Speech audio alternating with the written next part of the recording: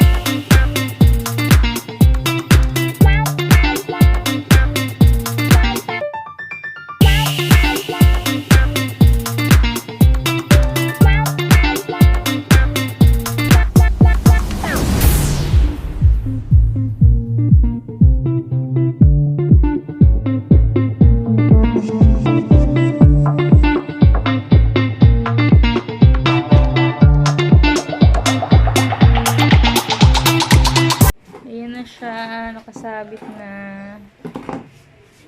kaso parang nag-iisa siya doon.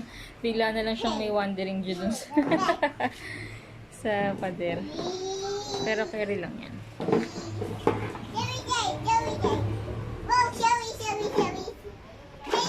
Yan, parang gusto ko pa siyang lagyan ng isa pang hanging plant or isa pang cactus shelves.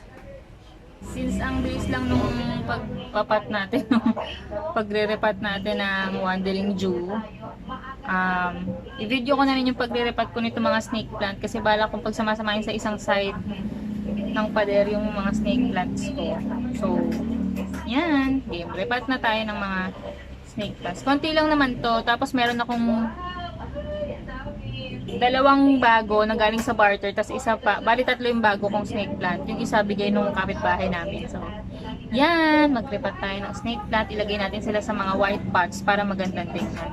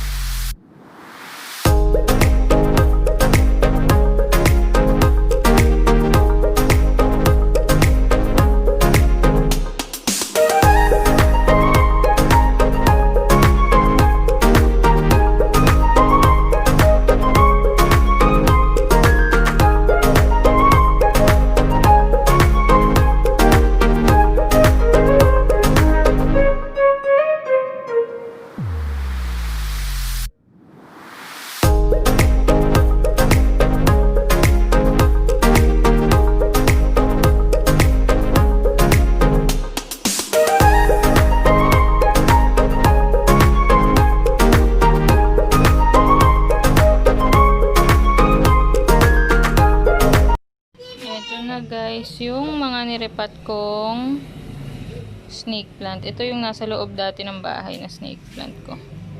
Nilabas ko na rin kasi wala nang halos liwanag na pumapasok dahil nga nagpabubong kami dito sa labas.